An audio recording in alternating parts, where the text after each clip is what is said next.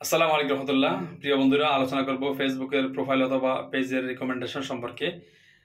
Recommendation অত্যন্ত গুরুত্বপূর্ণ বিষয়। এটিতে যদি কোনো সমস্যা এসে থাকে তাহলে আপনাদের কোনো ধরনের পোস্ট, ভিডিও এবং রিলস এটি ফেসবুক প্রচার করবে না এবং এটি ভাইরাল হবে না। আপনারা যদি নিজেই এই সমস্যাটা সমাধান না করেন চেক করে, তাহলে আপনাদের পরবর্তীতে রেস্ট্রিকশন আসবে বড় ধরনের, এবং সেই রেস্ট্রিকশনটি আপনারা সমাধান করতে আপনাদেরকে অনেক সময় নিতে হবে।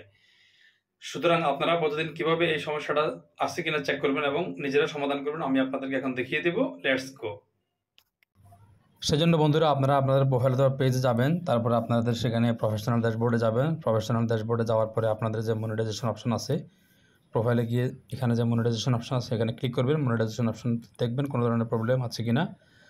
আমি আমার মনিটাইজেশন অপশনে দেখছি সেখানে কোনো ধরনের আলহামদুলিল্লাহ কোনো ধরনের সমস্যা নেই। Page is active and earning. এখন আমি ক্রস করে ব্যাগে যাচ্ছি এবং আগের সেই পেজে গিয়ে দেখছি পেজ রিকমেন্ডেশন। দেখুন, পেজ রিকমেন্ডেশনে ক্লিক করলাম। পেজ রিকমেন্ডেশনে ক্লিক করার পরে দেখুন এখানে একটি মেসেজ আসছে, we can not recommended your page and contact. আমি এখন রিভিউতে ক্লিক করে দেখব কী সমস্যা, কী কারণে এটি হচ্ছে। এবার দেখুন এখানে লেখা আছে পোস্ট উই ওয়ান্ট রিকমেন্ডেড। এই পোস্টের উপর তারা রাগ করেছে। প্রবলেমটা কি দেখুন, এখানে লেখা আছে here is the content that hard good standing.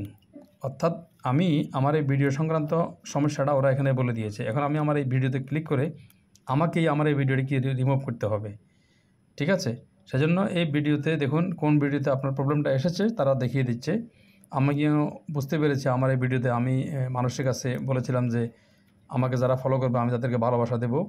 ফেসবুকের অ্যালগরিজম সেটিও ধরে ফেলেছে। এখন আমি দেখুন আমার এই পেজের নিচে যে অ্যাকশন আছে, টেক অ্যাকশনে আমি ক্লিক করব। টেক অ্যাকশনে ক্লিক করার পরে দেখুন একটি অপশন আসবে, ডিলিট অপশন। এখন ডিলিট পোস্টে ক্লিক করব। ডিলিট পোস্টে ক্লিক করে ডিলিটে ক্লিক করব। ডিলিটে ক্লিক করার পরেই ডিলিট অপশন আসবে, এই ভিডিওটি এখান থেকে ডিলিট হয়ে যাবে। এবার দেখুন এখানে কি লেখা এসেছে, পেজ হ্যাজ নো ইস্যু। আলহামদুলিল্লাহ, এখন অটোমেটিক এখানে ইস্যুটা নেই। এখন আমি আবার ব্যাক শুরু থেকে আবার গিয়ে রিফ্রেশ করে চেক করে দেখব এই প্রবলেমটা আছে কিনা। আবার সেম পেজ রিকমেন্ডেশনে ক্লিক করে দেখলাম, দেখুন আলহামদুলিল্লাহ সেই প্রবলেমটা নেই। বন্ধুরা, আপনারা যদি এই বিষয়টি এখানে সমস্যাটা সমাধান করতে না পারেন তাহলে আপনাদের সাপোর্ট ইনবক্সে গিয়ে সেখানে চেক করবেন।